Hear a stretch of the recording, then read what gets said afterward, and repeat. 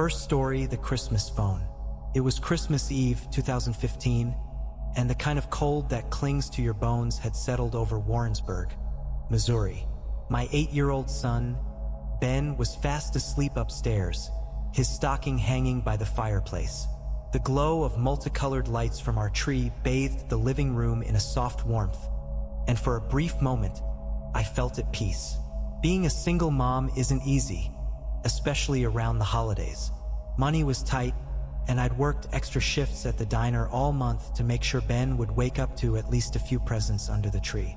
That night, I sat down on the couch with a mug of cocoa, flipping through an old photo album. The house was quiet except for the faint hum of the heater, struggling against the biting wind outside. It was close to midnight when the phone rang. I hesitated, startled by the shrill noise cutting through the stillness. The landline hadn't rung in weeks. Most people texted me on my cell. I picked up, curious. "Hello." For a moment, there was only static. Then, a child's voice, faint, trembling. "Help me." I froze. The voice sounded young, a girl no older than 10. "Hello? Who is this?" I asked, my heart quickening. "Please, I'm trapped. In the basement. It's dark. I'm scared." The line crackled, and the call abruptly ended. I stared at the receiver, my pulse pounding in my ears. It had to be a prank. Kids messing around. I wanted to dismiss it, but the fear in her voice felt real. I dialed *69, trying to trace the number, but the automated message said it was unavailable. A burner phone. Maybe? I shook my head and poured myself another mug of cocoa, telling myself it wasn't my problem. The next morning, the air was heavy with a sense of unease I couldn't shake. Ben tore into his presence, oblivious to my distraction. After he'd run off to play with his new toys, I turned on the local news, as was my routine. The headline sent a chill down my spine. Local girl, age 9, reported missing on Christmas Eve. The report showed a school photo of a smiling girl with dark hair and big eyes. Her name was Emily Carter. She'd been last seen near her home, just 15 minutes from where I lived. I thought of the phone call. No, I muttered to myself. It's just a coincidence. But deep down, I knew it wasn't. That night, the phone rang again. I answered immediately, my hand trembling. "Hello." This time, the voice was clearer. It was the same girl. "Please, I'm still here. It's so cold. Please don't hang up." "Emily?" I asked, gripping the receiver tightly. A pause. Then softly, "I don't know where I am. It's dark. Please help me." "Where are you?" I demanded, my voice rising. "Underneath. He's coming back soon. Please hurry." The line went dead again. My instincts screamed at me to call the police, but what would I even say? That I'd gotten a call from a missing girl on a phone that couldn't be traced? I needed something more concrete. The third call came around 1 a.m. This time I was ready with a notepad and pen. "Emily, it's Sarah. I need you to tell me where you are. Is there anything you can hear? Anything you can see?" There was a long silence, then the faint sound of her breathing. "A barn," she whispered finally. "It smells bad. There's chains on the wall. Anything else?" I pressed, scribbling furiously. "Trees outside. A windmill." Her voice broke. "Please, I don't want to die." I felt sick, but I forced myself to stay calm. "Emily, stay on the line. I'm gonna call the police. Okay?" But the line went dead again. I didn't sleep that night. The description of the barn stuck in my mind. Warrensburg was surrounded by rural farmland, and while it wasn't much to go on, I felt compelled to act. Early the next morning, I called the sheriff's department. They were skeptical at first, but when I mentioned the girl on the news, they agreed to investigate. I gave them every detail from the calls, the windmill, the chains, the trees. To my surprise, they took me seriously. Within hours, I was in a squad car, riding with a deputy named Harris to an isolated property on the outskirts of town. The barn was exactly as Emily had described. Weathered wood, rusted chains, and a decrepit windmill out front. Harris and the other officers approached cautiously, weapons drawn. I waited by the car, my heart hammering as they forced the door open. Moments later, I heard a shout. "We've got her! She's alive!" Tears filled my eyes as I saw Emily being carried out, pale but breathing. Paramedics rushed her into an ambulance. But then Harris's face darkened. "We found something else," he said grimly. "You should stay back." Of course, I didn't listen. The basement was colder than I expected, the smell of rot hitting me like a wall. In the corner was a body, another woman, bound and lifeless. Her throat had been slashed, her face frozen in terror. I stumbled back, gagging. "That's not Emily," I whispered. "No," Harris replied, "but it explains the chains." Later, I visited Emily in the hospital. She was weak but lucid. "Emily," I asked gently, "did you call me on the phone?" She shook her head, confused. "No, I don't have a phone." My blood ran cold. To this day, I don't know who or what made those calls, but whoever it was led me to that barn and to Emily. The woman in the basement was identified as a drifter named Karen, who had no connection to the town. Police speculated she'd been killed just hours before they arrived. Sometimes, late at night, I still hear that voice. "Help me." And every Christmas, I wonder if it'll call again. Second story Santa at the window. When you're a single mom, Christmas is all about making magic out of chaos. In December 2017, my 6-year-old son, Max, still believed in Santa, and I was determined to keep it that way. We lived in a small 2-bedroom house in a quiet suburb outside Chicago.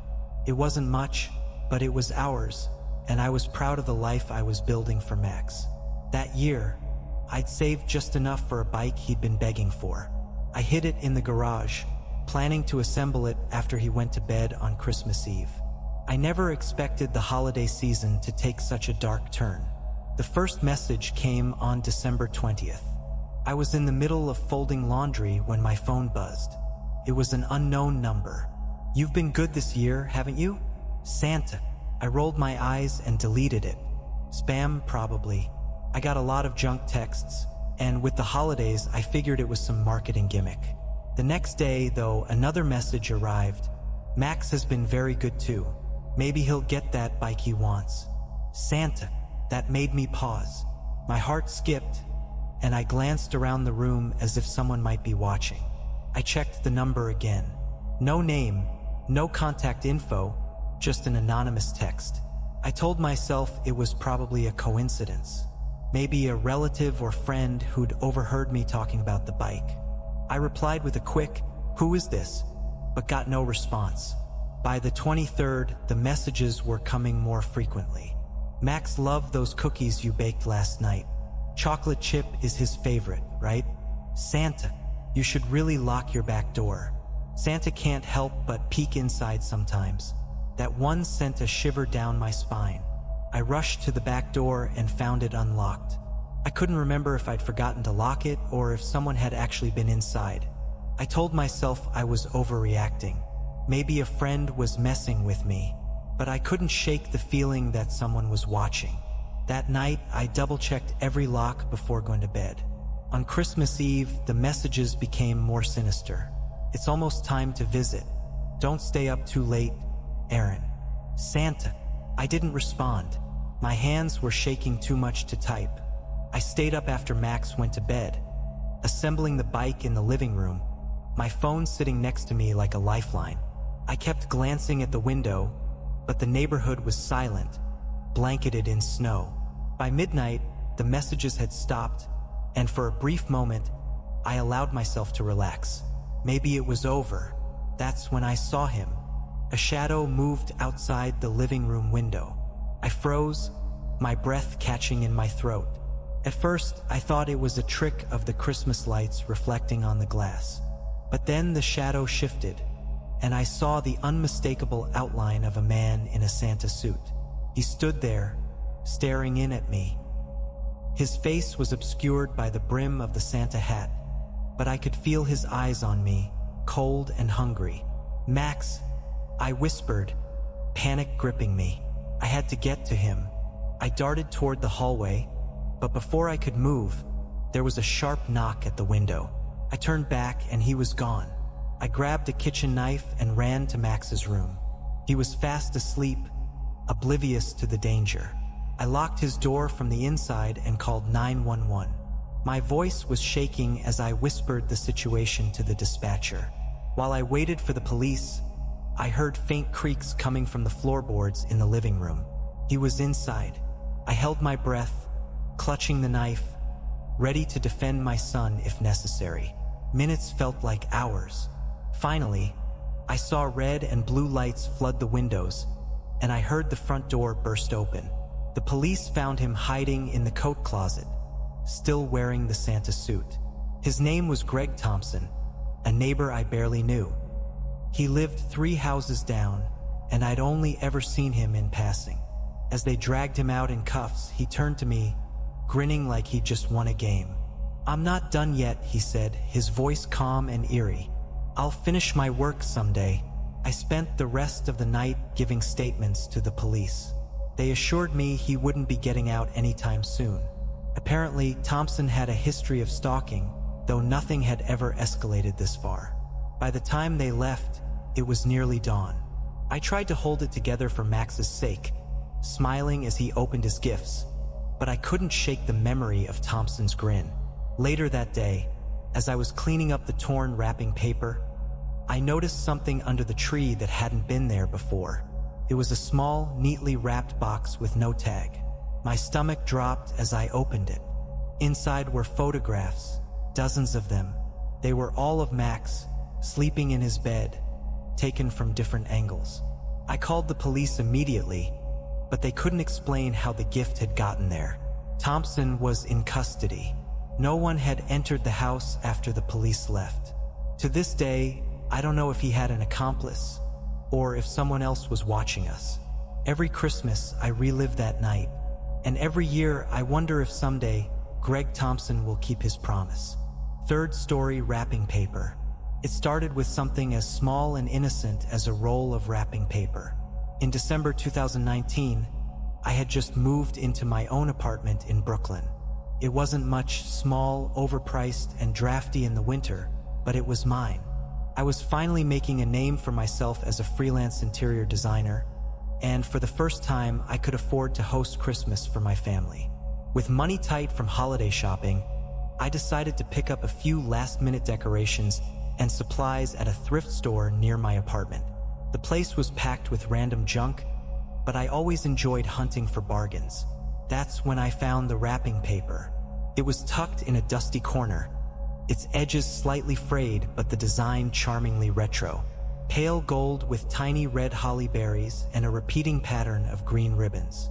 It had that vintage feel that would perfectly match the aesthetic I'd created in my apartment. I bought it for $1. Back home, I spent the evening wrapping presents for my family. There were 5 in total. A book for my sister, a scarf for my mom, cologne for my dad, and a couple of toys for my nephew. The wrapping paper was thicker than the kind you usually get these days, and it crinkled in a satisfying way as I folded it around the boxes. For some reason, though, I kept feeling a faint chill every time I touched the paper. I chalked it up to the draft from the window and kept working. It wasn't until I flipped one of the sheets over that I noticed something strange. Faint words were scribbled on the back of the paper in what looked like pencil. At first, I thought it was just a kid's doodling, but the words were unsettling. "Help me," I frowned, running my fingers over the letters. They were faded, like they'd been written decades ago, but the desperation in them was palpable. I shrugged it off. The paper was old, after all, and thrift store finds always came with a bit of history.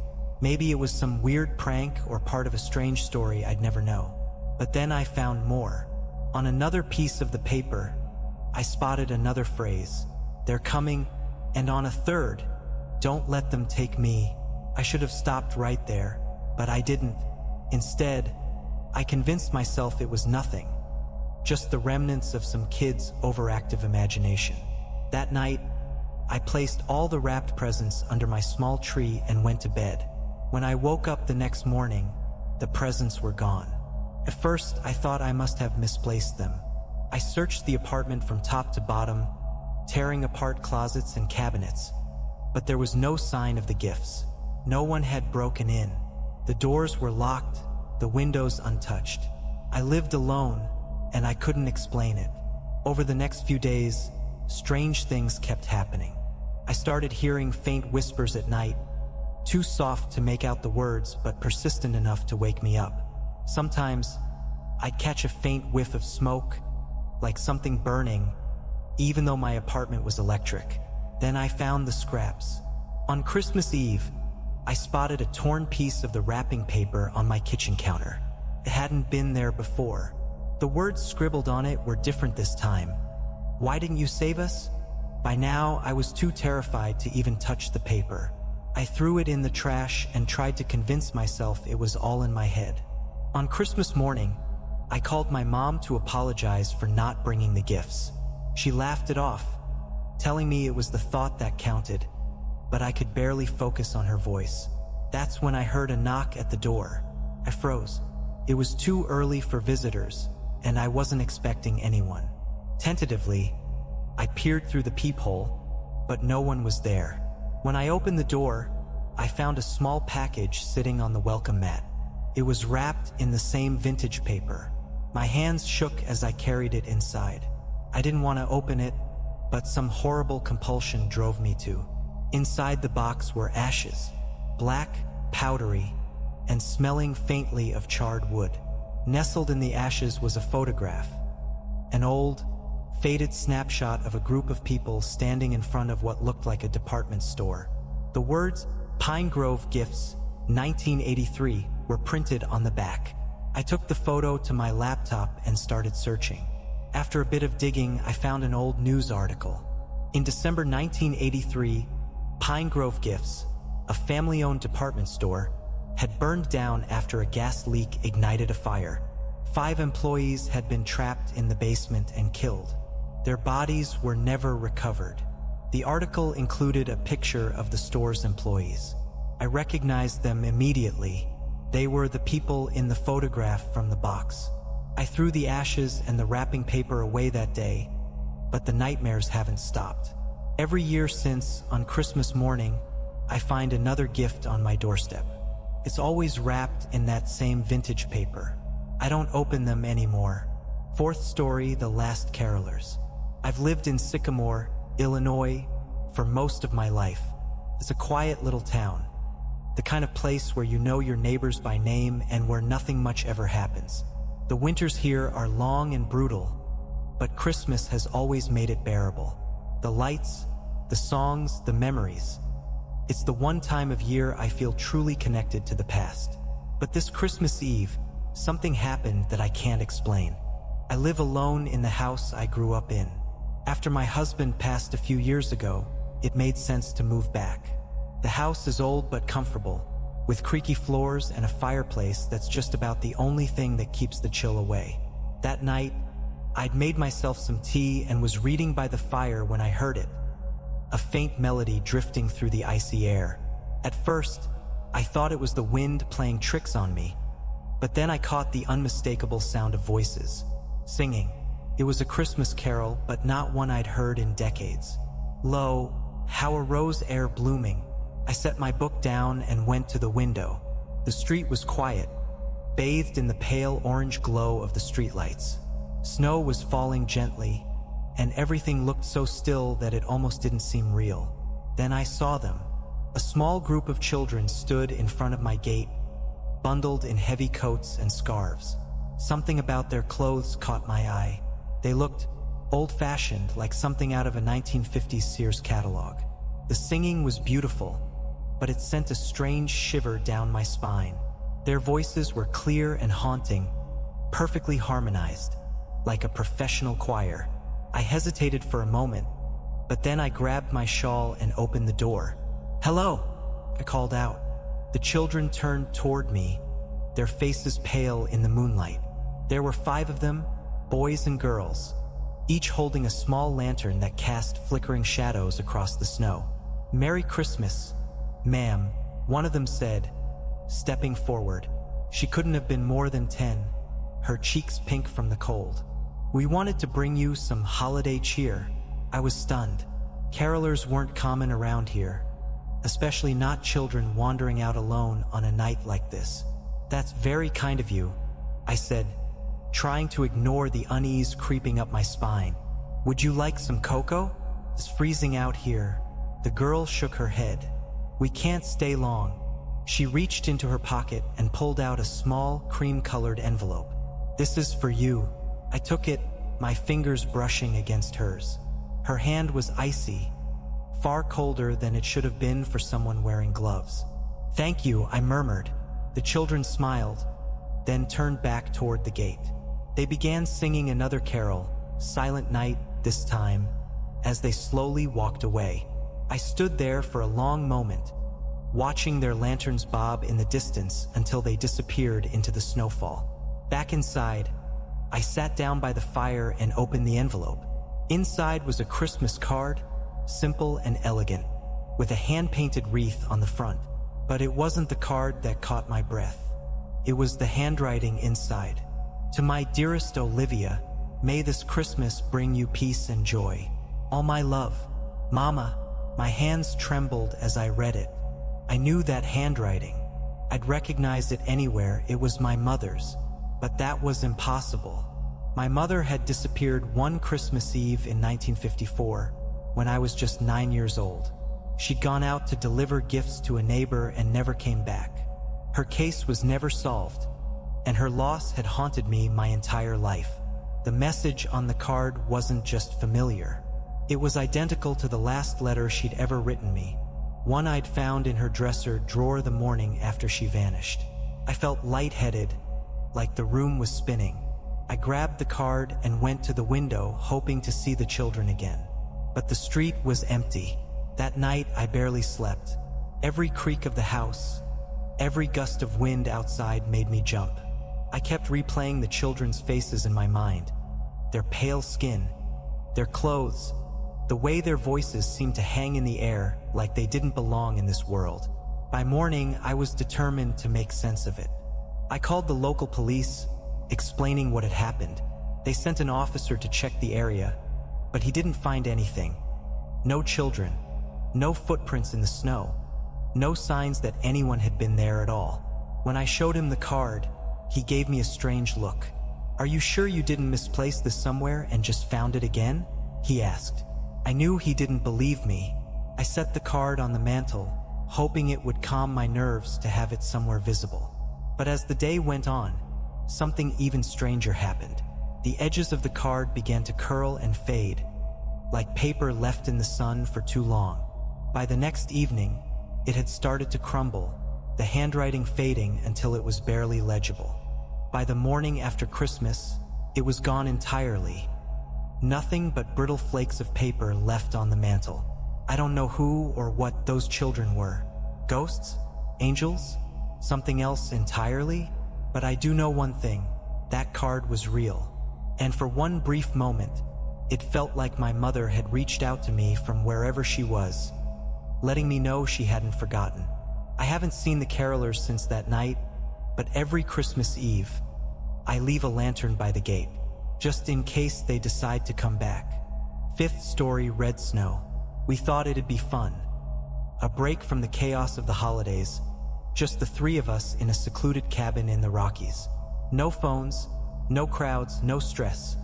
Just good friends, fresh snow, and enough beer to last us through New Year's. The cabin belonged to Caleb's uncle, a sturdy little place perched on the side of a mountain with a view that could have been ripped from a postcard. It was remote, about an hour's drive from the nearest town, and surrounded by dense forest, perfect for what we wanted, peace and quiet.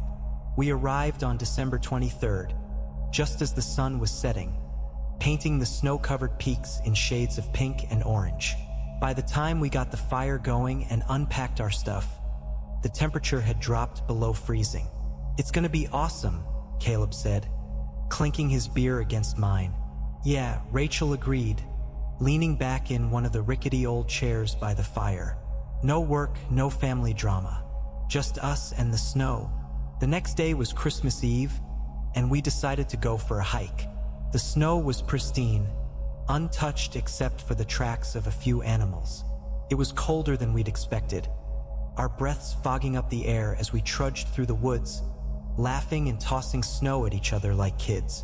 We'd been walking for about an hour when Rachel stopped. "What's that?" she asked, pointing ahead. First, I didn't see it. Then Caleb stepped forward, brushing snow off something half buried in the drift. It was a sled, or what was left of one. The wood was cracked and splintered, the runners bent at odd angles. "That's weird," Caleb muttered, flipping it over. That's when we saw the blood. It was dried, a dark reddish-brown stain smeared across the wood. Nearby, the snow was disturbed, as if something heavy had been dragged through it. "Okay, that's creepy," Rachel said, taking a step back. "Maybe a deer or something?" I offered, though I didn't quite believe it. Caleb nodded toward a pile of torn fabric scattered nearby. "Doesn't look like a deer had these." He picked up a shred of red cloth, holding it up for us to see. It looked like part of a bag, maybe a sack of some kind. There were other pieces, too, shredded and dusted with snow. We all exchanged uneasy glances. The woods were supposed to be empty. No other cabins for miles, no one else crazy enough to come out here in winter. "We should head back," Rachel said. None of us argued. The sun was setting by the time we got back to the cabin. The temperature had dropped again, the cold biting at my face and fingers. I couldn't stop thinking about the sled, the blood, the torn sack. Rachel seemed on edge, too, jumping at every sound. Caleb tried to lighten the mood, cracking jokes and cranking up some Christmas music, but it felt forced.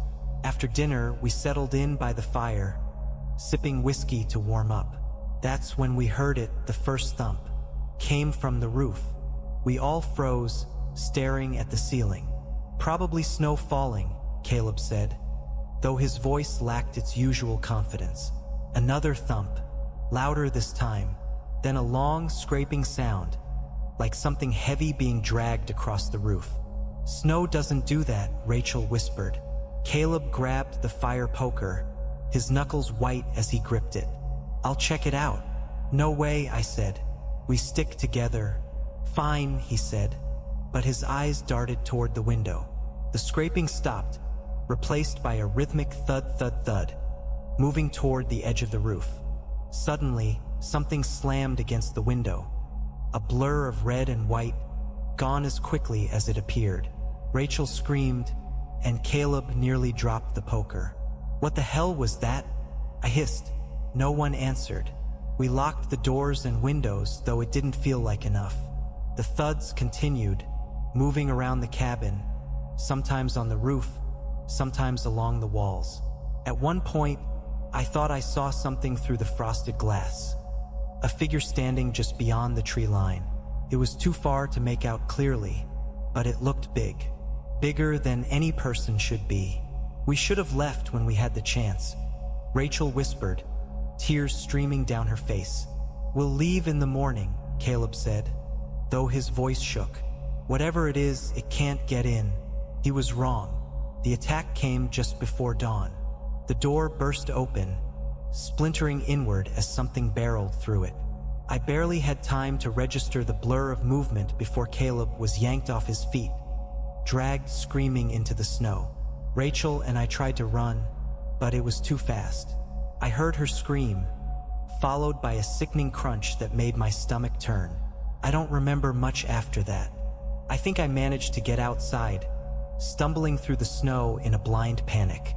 When I came to, it was morning. The search and rescue team found me half buried in the snow, covered in blood that wasn't mine. They didn't find Caleb or Rachel. The investigators said it looked like we'd been attacked by a bear. But I know what I saw. It wasn't a bear. It was wearing red. I tried to tell them, but no one believed me.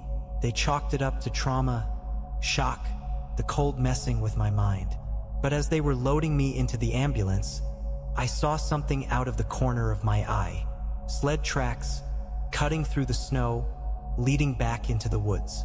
And in the distance, the faint jingle of bells. 6-story snowmen. I used to love Christmas. The lights, the warmth of a fire, the smell of cookies baking in the oven. It always felt magical, especially in our little town in rural Tennessee. The kind of place where everyone knows each other and the world feels safe, until it isn't. It started 2 weeks before Christmas, 2019. The first snow of the season had fallen overnight, blanketing our yards in soft, pristine white. My son, Liam, was ecstatic. At 8 years old, he still thought snow was a gift straight from the North Pole. That morning, as I was making coffee, he came running into the kitchen, his cheeks flushed with excitement. "Mom, come look." He pulled me to the window. In the middle of our yard stood a snowman. It was beautiful, almost unnervingly so. 3 perfect spheres stacked on top of each other, smooth and symmetrical. The face was detailed. A carrot nose, coal eyes, a wide grin made of small, polished stones. Even the scarf looked deliberate, its edges tucked neatly into the snowman's shoulders. "Did you make that?" I asked, though I already knew the answer. Liam shook his head. "It was just there when I woke up."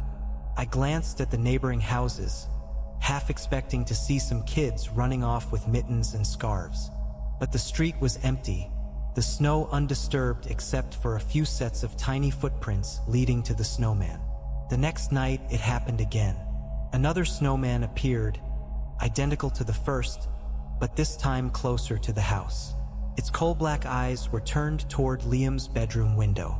I called my neighbor, Mrs. Jenkins, to ask if she'd noticed anything strange. She told me her granddaughter had found a snowman in their yard that morning, too, just as perfectly made as ours. "Kids must be busy this year," she joked, but her voice had an edge to it. I couldn't shake the unease settling in my chest. By the third night, I wasn't sleeping well. I'd left the curtains in Liam's room open, hoping to catch whoever was sneaking into our yard.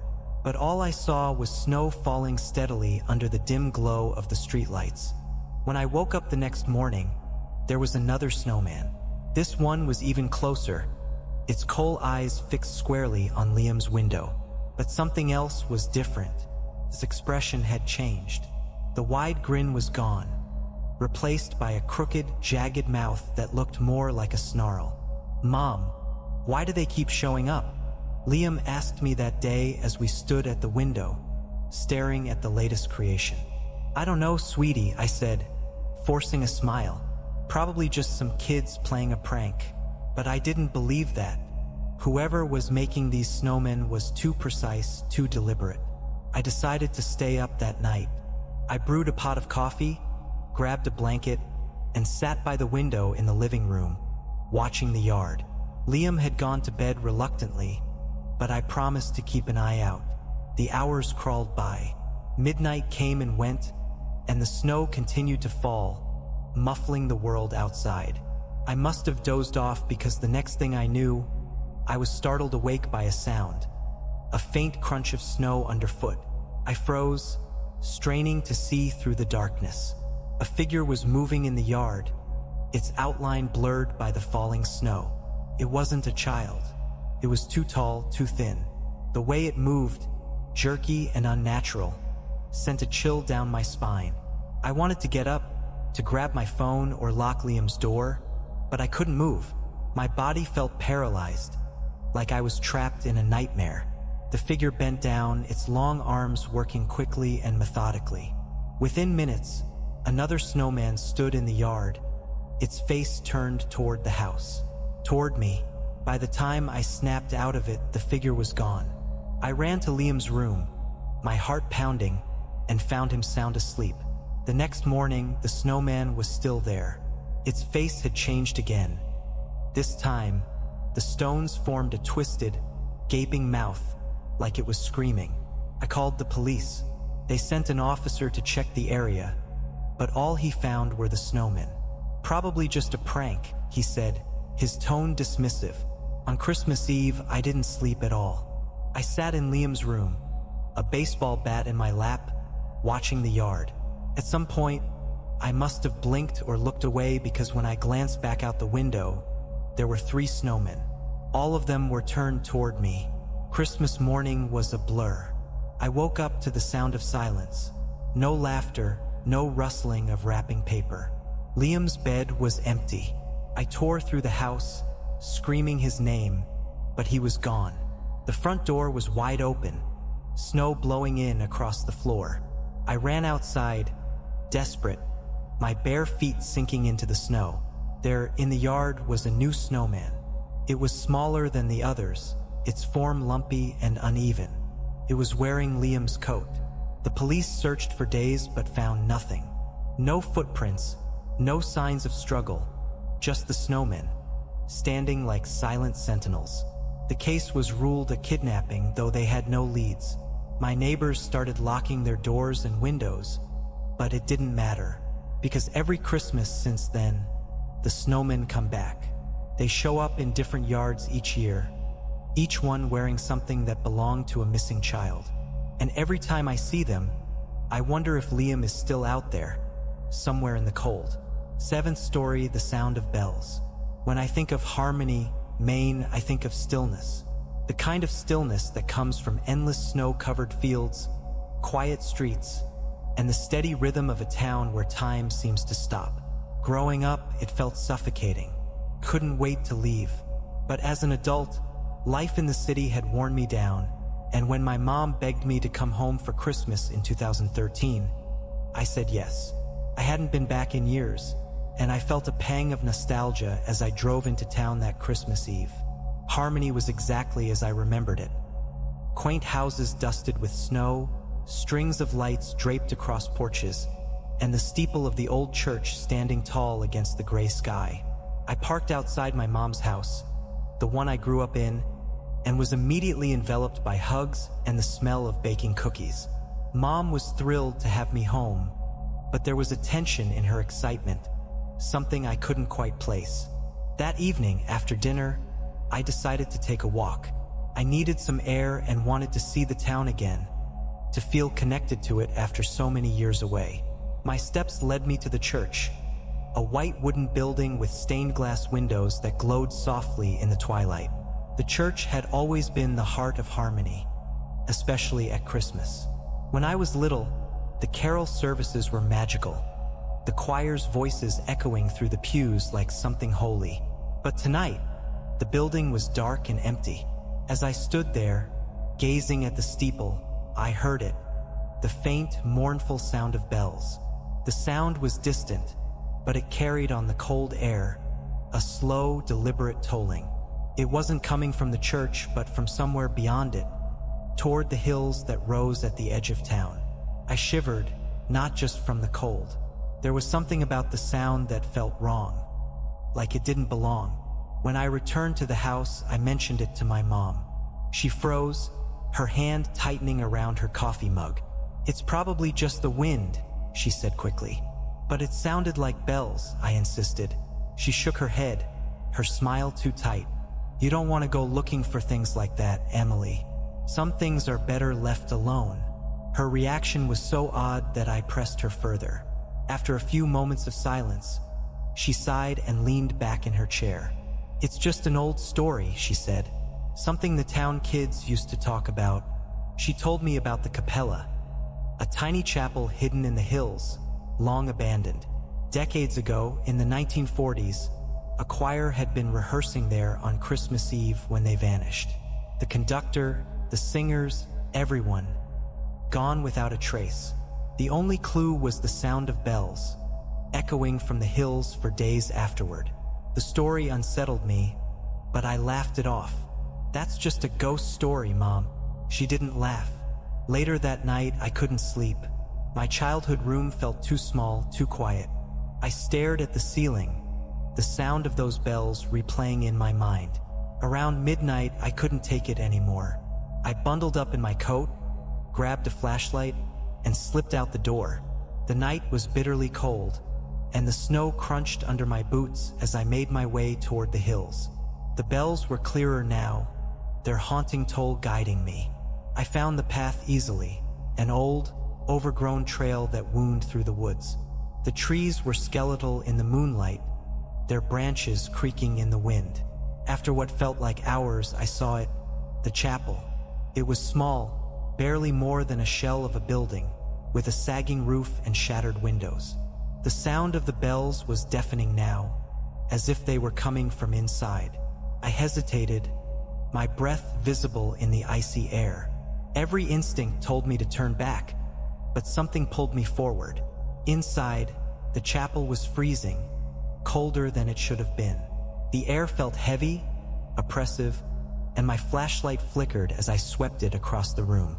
The walls were covered in scratches, chaotic and desperate, as if someone, or many someones, had clawed at them. In the center of the room stood a small table, and on it, a stack of yellowed papers. They were Christmas cards, addressed to families in Harmony, dated 1942. I picked one up. The handwriting was neat, but the ink had smudged, as if someone had wept over the paper. As I read the name on the card, my stomach turned to ice. Elizabeth Harper. That was my grandmother's name. I barely remember running back to the house. By the time I burst through the door, I was shaking so hard I could barely speak. My mom's face went pale when she saw me. "You went to the chapel," she whispered. I demanded to know the truth. About the bells, the choir, my grandmother's name on that card. Reluctantly, she told me. My grandmother, Elizabeth, had been part of that choir. She'd been a teenager then, rehearsing for the Christmas service, when the others disappeared. She never spoke of what happened, but after that night, she refused to go near the hills. She always said the bells were a warning, my mom said, her voice shaking. A warning to stay away. I wanted to leave Harmony the next day, but the snowstorm had made the roads impassable. That night, as I sat in the living room with my mom, the bells began again. But this time, they weren't coming from the hills. They were coming from the attic. My mom's face crumpled, and she whispered, "I'm sorry."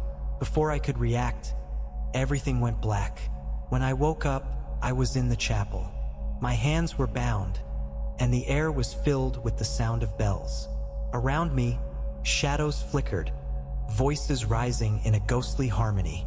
The last thing I remember is the sound of my own scream, swallowed by the choir. If you ever visit Harmony, Maine, and hear the sound of bells, don't follow them. No one who does ever comes back. 8th story, the perfect gift. If you'd asked me before that Christmas, I'd have told you I loved surprises. I was the kind of person who always got excited when a package arrived, even if I'd ordered it myself and knew exactly what was inside. But that was before the gifts started showing up. Now, surprises make my skin crawl. It started on December 10th, 2019. I remember the date because it was the first cold snap of the season in Dallas, and the weather had me dragging out scarves and coats from the back of my closet. That evening, I came home from work late, juggling groceries and my laptop bag, when I noticed something sitting on my doorstep. It was a small box, neatly wrapped in red paper and tied with a gold ribbon. At first, I assumed it was from my neighbor, Mrs. Dillard. She loved baking cookies and leaving them for people this time of year. But when I picked it up, the weight wasn't right. It was heavier, solid. Curious, I brought it inside and set it on the kitchen counter. There was no tag, no card, nothing to say who it was from. Inside was a single ornament. It was beautiful, hand-carved from wood and painted with intricate swirls of gold and white. My name, Claire, was etched across the front in delicate script. I was touched but also confused. No one I knew had mentioned sending me anything, and the craftsmanship was far too detailed to be a generic gift. I texted my mom, my sister, even my ex-boyfriend, just in case. No one claimed it. "Must be a secret Santa," my mom said. That explanation made sense at the time, and I hung the ornament on my tree. I wish I hadn't. 2 days later, I found another box. This one was smaller, wrapped in the same red paper, left in the exact same spot on my doorstep. Again, no tag, no note.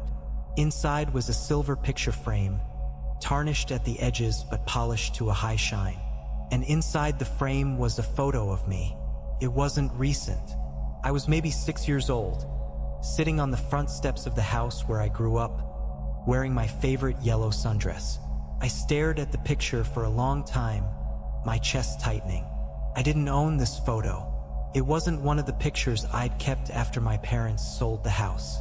I called my mom again. "That's strange," she said. "I think we still have that picture in one of the albums, but you're sure it's the same one?" I sent her a photo of it. Her reply came back quickly. "We don't have it anymore. It went missing years ago." By the third gift, I was actively terrified. This time, it was a small, folded piece of fabric, a scrap of faded cotton, frayed at the edges. But as soon as I saw it, I knew what it was. It was from the sundress in the picture, the one my mom had thrown away decades ago after I ripped it climbing a fence. I barely slept that night. Every creak, every shadow outside my window made me jump. I told myself it had to be a joke, some elaborate prank, but I couldn't think of anyone who would go to such lengths. On December 20th, I called the police. I felt silly explaining the situation, but the officer who came to take my statement didn't laugh. He frowned as I showed him the gifts, carefully lined up on my coffee table. "Do you have any idea who might be sending these?" he asked. "No," I said. "I don't recognize the handwriting, and there aren't any notes." "We'll look into it," he said, though his tone was more cautious than reassuring. The gifts didn't stop. On December 23rd, I found an old music box outside my door, one that used to sit on my dresser when I was a kid. It still played the same haunting melody I remembered falling asleep to. By this point, I wasn't just scared, I was furious. Whoever was doing this wasn't just someone who knew me casually. They'd been in my house, in my life, for a long time. On Christmas Eve, I stayed up all night, staring out the window, determined to catch whoever was leaving the gifts. But no one came.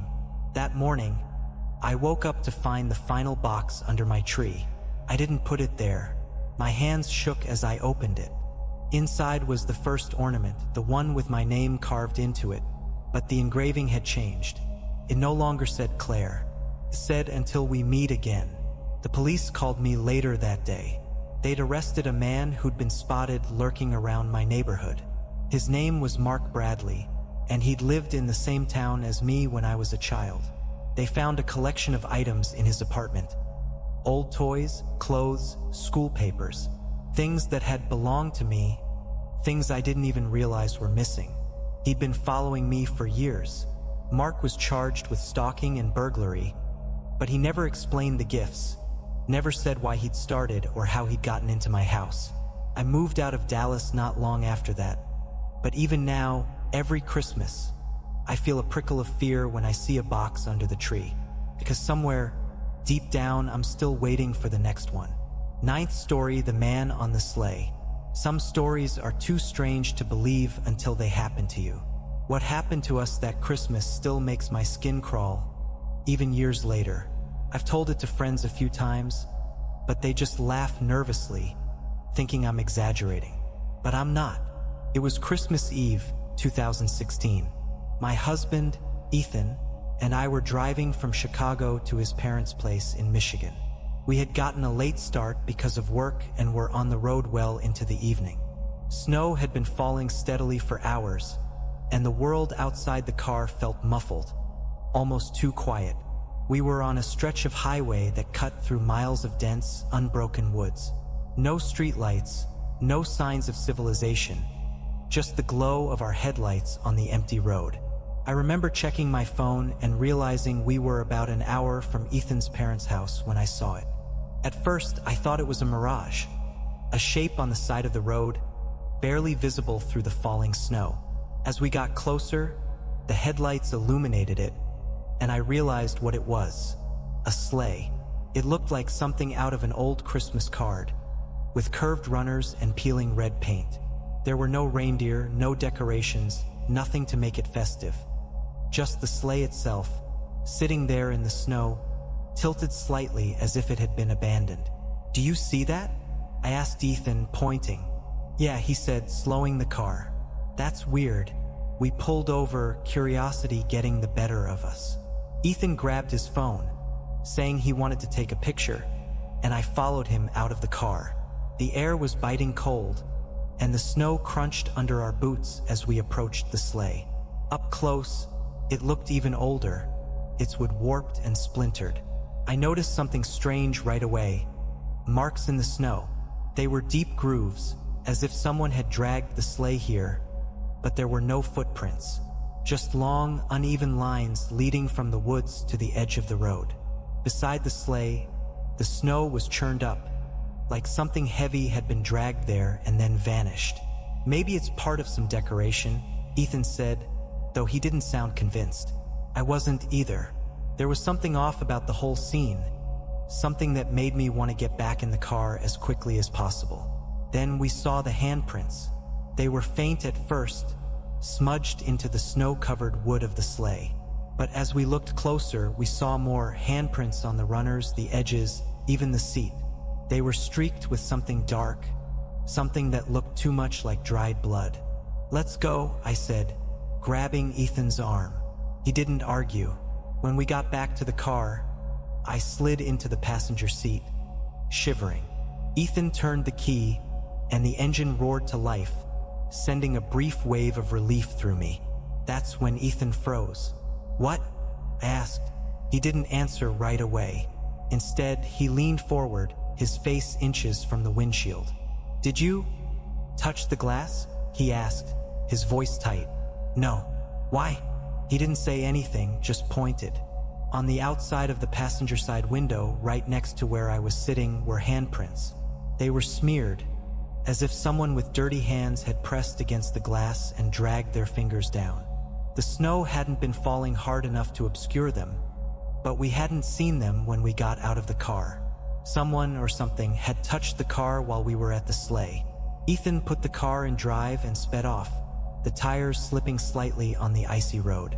I glanced back, half expecting to see someone, or worse, something, chasing us. But the sleigh sat motionless in the snow, the shadows of the trees swallowing it whole. We didn't stop again until we reached his parents' house. For weeks, I tried to convince myself that it was just a prank, maybe some kind of elaborate setup by someone in the area. But then the news broke. A few towns over, someone had found a sleigh just like the one we'd seen, abandoned on a different road. But this time, there were sacks in the sleigh, old burlap sacks tied with fraying rope. The police opened them and found clothes inside, stained dark and stiff with blood. The sleigh was linked to an unsolved case from 20 years earlier, involving a man named Harold Langley. He'd been a drifter, known for hitchhiking and doing odd jobs in rural Michigan. Around Christmas each year, travelers on back roads began disappearing, their cars left behind with no sign of the drivers. Langley was suspected but was never caught. He disappeared after his last supposed attack in 1996, leaving behind only rumors of his ghost haunting winter roads. I thought it was over. I wanted it to be over. But that February, we got the first card. It was in our mailbox, a cheap, generic Christmas card with a picture of Santa on the front. Inside, scrawled in uneven handwriting, were the words, "Ho, ho, ho, until next year." The police couldn't trace it. We've moved twice since then, but every Christmas, another card arrives, no matter where we are. We don't drive on deserted roads anymore. We don't stop for anything, and I haven't looked at a sleigh the same way since. 10th story, the lights that never go out. I don't think I'll ever be able to look at Christmas lights the same way again. They used to mean something: warmth, joy, and the kind of magic that only comes around during the holidays. But now they just remind me of that house, of what happened there. It all started when my family moved to a small town in Wisconsin in the fall of 2018. My wife, Claire, and I had decided to leave the chaos of Milwaukee for a quieter life. We found the perfect house, or so we thought. It was a Victorian-style home, over 100 years old, with a wraparound porch and a massive yard for our kids, Ellie and Jake, to play in. The house needed some work, but it had charm. the kind of charm that made you overlook creaky floors and drafty windows. We moved in just before Halloween, eager to settle in and make it our own. By December, we were fully unpacked and ready to celebrate our first Christmas in the new house. Claire and the kids went all out with the decorations. Garlands on the banisters, wreaths in every window, and enough twinkling lights to make the place look like a postcard. The lights were new, a set of fancy LED ones that Claire had picked out at the store. We strung them up along the porch and through the living room, their soft glow making the house feel cozy despite the bitter Wisconsin cold. But then, the lights started acting strange. It was subtle at first. They'd flicker occasionally, even though they were brand new. I figured it was a faulty connection or maybe a surge in the old wiring. But one night, as I was turning off the lights before bed, I noticed something that made my skin crawl. The lights in the living room were still flickering, even though I had unplugged them. I stood there, staring at them, my brain trying to rationalize what I was seeing. Maybe some residual charge was making them blink? I reached down to double-check the cord. It was definitely unplugged. "Claire," I called out, my voice shaky. She came downstairs, groggy and annoyed. When I showed her, she laughed it off. "They're LEDs," she said. "Maybe it's a glitch or something," but I couldn't shake the unease that settled in my chest. The next night, the kids started complaining. Ellie, who was 6, said she didn't like the lights anymore. "Why not?" Claire asked. "They don't like me," Ellie said, her little voice trembling. "They're scary." Jake, who was 10 and too cool for ghost stories, rolled his eyes. But later that night, he came into our room, pale and shaking. "I saw someone," he whispered. "What do you mean?" I asked, sitting up in bed. "In the lights," he said. "When I was brushing my teeth, I saw someone standing in the hallway. They were in the reflection of the lights." I told him it was probably a trick of the shadows, but deep down I wasn't so sure. Over the next week, the activity escalated. The lights flickered constantly now, even during the day. One morning, I found the string of lights on the porch tangled into a tight, intricate knot, as if someone or something had deliberately twisted them together. Then the noises started. It sounded like faint laughter, muffled and distant, coming from the basement. I would have thought it was the kids playing, except they weren't home when I heard it for the first time. The final straw came on Christmas Eve. We were sitting in the living room, watching a holiday movie, when the lights began to blink violently, as if they were trying to communicate. The blinking grew faster and faster until they all shut off at once. And then we heard it, a loud, dragging sound coming from the basement. I grabbed a flashlight and headed down the narrow staircase, my heart pounding. The air grew colder with every step, and the smell of damp earth filled my nose. When I reached the bottom, the flashlight beam fell on something that made my blood run cold. In the corner of the basement was an old Christmas tree, long dead and brittle, its branches sagging under the weight of decades-old ornaments. Strands of ancient lights were tangled around it, and beneath the tree were boxes. No, not boxes, coffins, small ones. I stumbled back, my foot hitting something heavy. I turned the flashlight and saw a pile of newspapers, yellowed and crumbling. The headline on the top one read, "Local children missing. Police search for answers." The date was December 23rd, 1957. I ran upstairs, shouting for Claire and the kids to get out of the house. We spent the night at a motel, and the next morning, I called the police. The investigation revealed the grim history of our home. The previous owner in the 1950s had been a man named Walter Griggs, a recluse who was suspected of abducting several local children. They were never found, and Griggs disappeared on Christmas Day in 1957. The house had stood empty for years before it was sold to new owners, but no one stayed long. We tried to move on, but the house wouldn't let us. On New Year's Eve, I went back one last time to retrieve some belongings. The moment I stepped inside, the lights flickered on, brighter than ever, and I swear I saw shadows moving in the corners of the room. I don't know what compelled me, but I grabbed a can of gasoline from the garage and poured it through the house, striking a match before I could think twice. The fire department said the house was a total loss, but it wasn't over. In the hospital that night, as I sat with Claire and the kids, I noticed the faint glow of the lights. They were blinking again, this time from the corner of my hospital room. And in the reflection of the window, I saw them, the shadows, watching, waiting. 11th story, the neighbor's Christmas. I've lived in Los Angeles my whole life. You'd think I'd be used to the strange things you see in a big city. Eccentric neighbors, bizarre coincidences, the occasional weird vibe that you can't quite shake. But what happened that Christmas Eve in 2020? That's something I'll never get used to. I had just moved into a small condo complex in Eagle Rock, a quiet little neighborhood that felt a world away from the chaos of downtown LA. My building was older, built in the 60s, with 6 units arranged in a U-shape around a small courtyard. Most of the neighbors kept to themselves, and for the first few months, I barely saw anyone except the occasional dog walker or delivery driver. There was one unit, though, that always caught my attention, the one at the far end of the courtyard.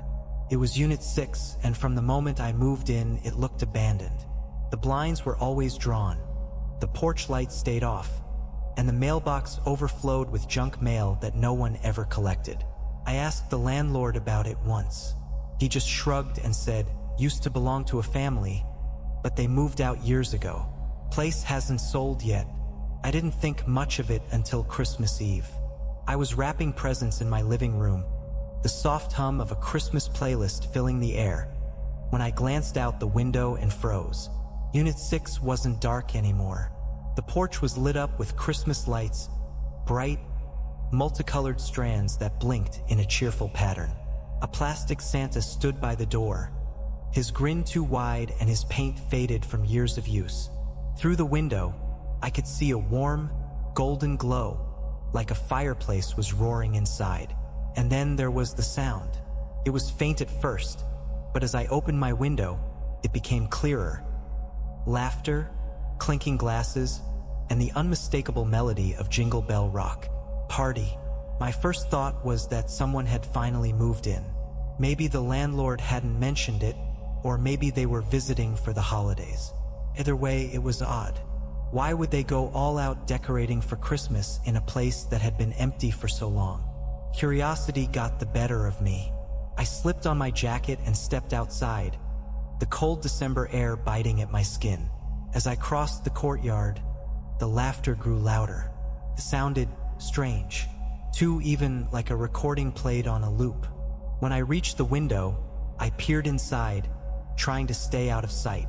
The living room was fully decorated, garlands draped over the fireplace, stockings hung with care, and a massive Christmas tree in the corner, its ornaments sparkling in the light. A group of people stood in the middle of the room, drinks in hand, their faces frozen in wide, unnatural smiles. But something was wrong. They weren't moving. At first, I thought maybe it was a mannequin display like the kind you'd see in department store windows.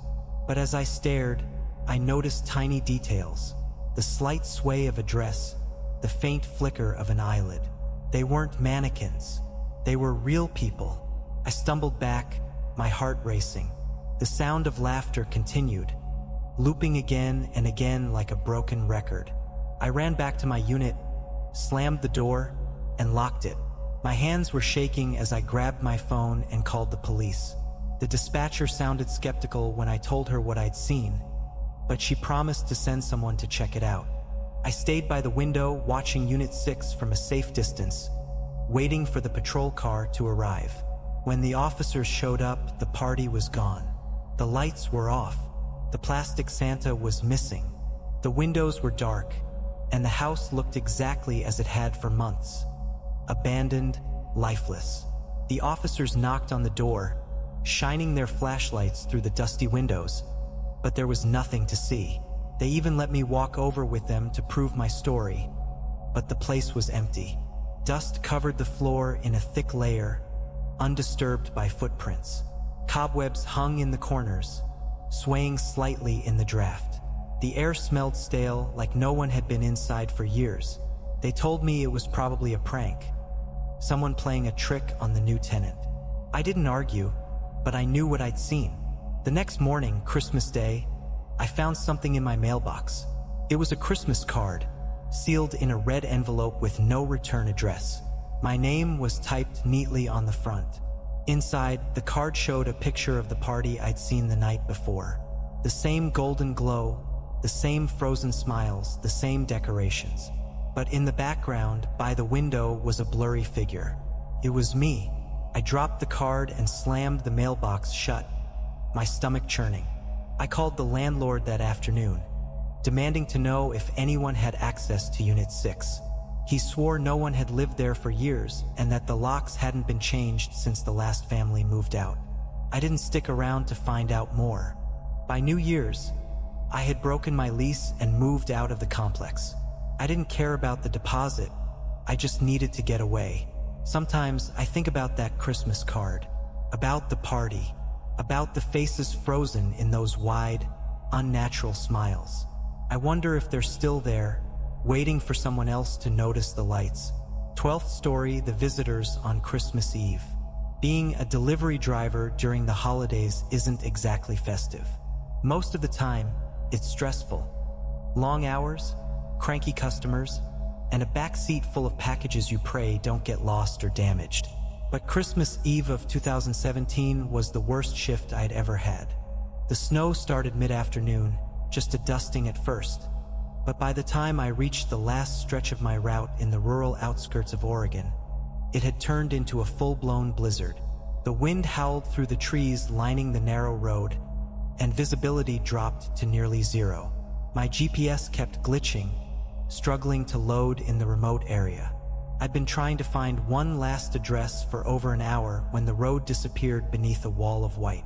My tires spun uselessly as I tried to push forward, and then the van stalled.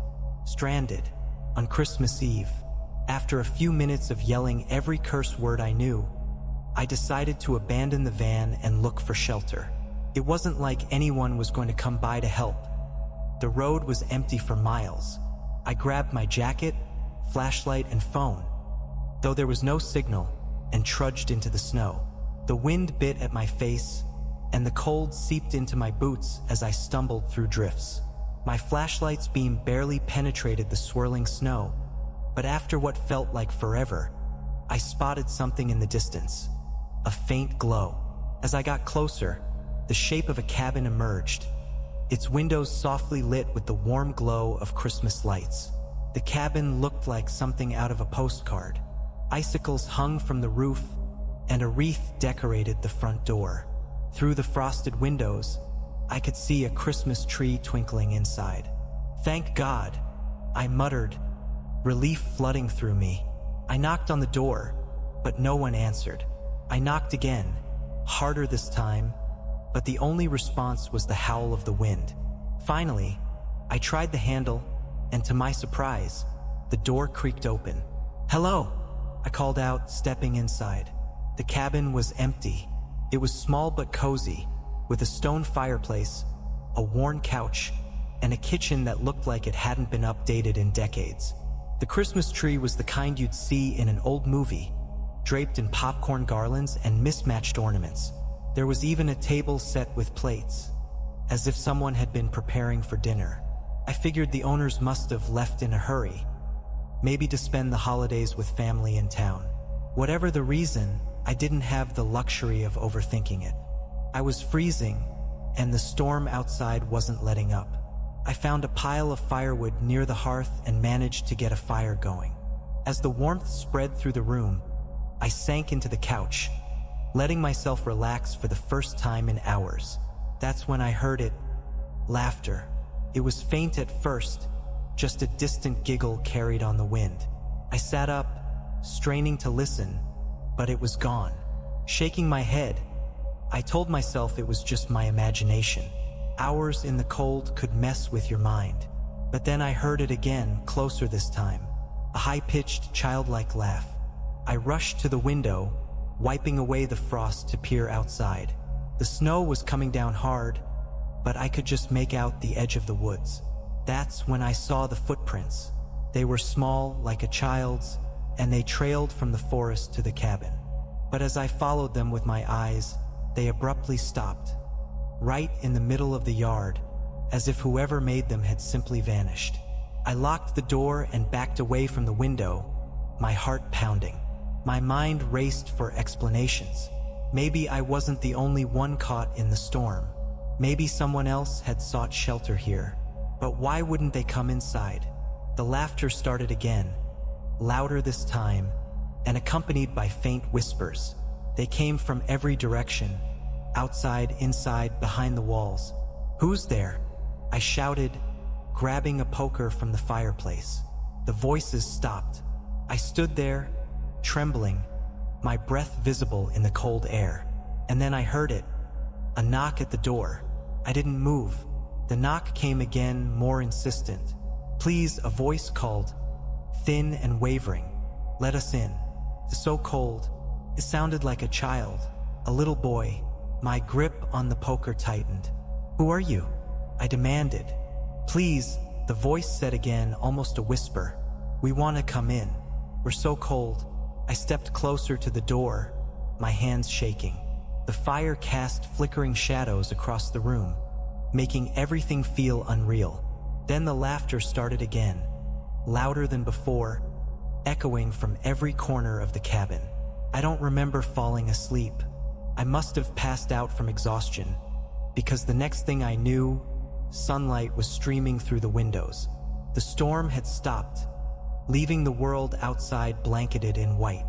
I stumbled out of the cabin, desperate to get back to my van and leave this place behind. As I reached the driveway, I saw flashing lights in the distance. Police cars. They found me there, shivering and incoherent. I tried to explain what had happened, but the officers exchanged wary looks, like they didn't believe a word of it. Later, I learned the truth about the cabin. It had belonged to a family back in the 1950s, a couple and their 3 children. One Christmas Eve, during a snowstorm just like the one I'd been caught in, the family tried to flee when they thought someone was outside, but they never made it. Their bodies were found weeks later, frozen in the woods. The cabin had been abandoned ever since. As the police drove me away, I caught a glimpse of the cabin in the rearview mirror. For a moment, I thought I saw something or someone standing in the yard. 3 small figures, their faces pale and eyes dark, watching as I was taken away. 13th story voice message. Losing my grandfather was the hardest thing I'd ever experienced. He wasn't just family, he was my anchor.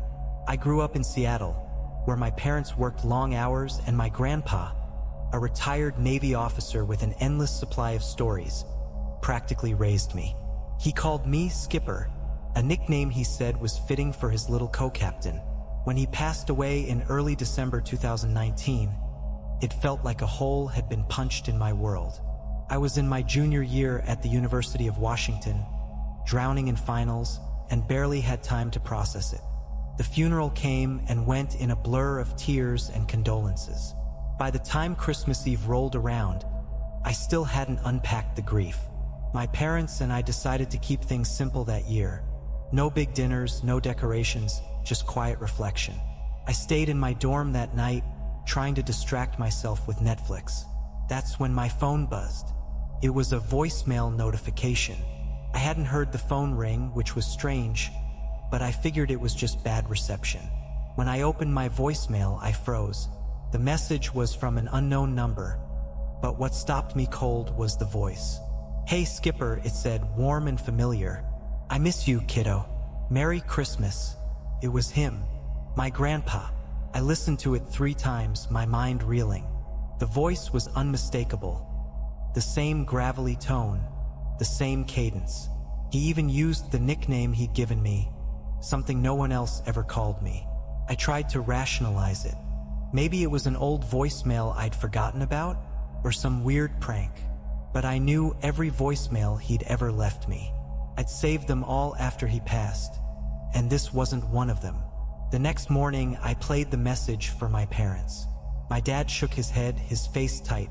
"It's just your mind playing tricks on you," he said. "You're grieving, son. That can do strange things." My mom agreed, though her voice wavered. Maybe it's an old message that accidentally resurfaced. Neither of them seemed to notice the timestamp. December 24th, 11:47 p.m. Couldn't let it go. Over the next few days, I combed through my phone, trying to trace the source. The number was unlisted, with no obvious carrier information. When I tried calling it back, I got a generic number not in service recording. Then the second voicemail came. This one was shorter, but somehow even more unsettling. "Don't forget the map in the old desk drawer, Skipper." My stomach dropped. The map. Years ago, when I was around 10, my grandpa and I had drawn a treasure map together on a rainy afternoon. We'd hidden it in his old roll-top desk, where it stayed for years. I hadn't thought about it in over a decade. That night, I drove to my parents' house. My dad wasn't thrilled about me rummaging through Grandpa's things, but I didn't care. I found the desk tucked in the basement, covered in dust. Sure enough, the map was still in the drawer. It was meaningless. A crayon drawing of our backyard with an X marking the spot where we'd buried a toy. But the fact that the voicemail mentioned it shook me. The messages didn't stop. Over the next week, I got 2 more. The third said, "Remember the boat, Skipper?" The boat was another childhood memory, an old aluminum dinghy we used to take out on Lake Washington. It had been sold years ago. The fourth was the most disturbing. "Why haven't you come to visit me?" The tone was different this time, colder, almost accusatory. I needed answers. My investigation led me to my grandfather's old phone.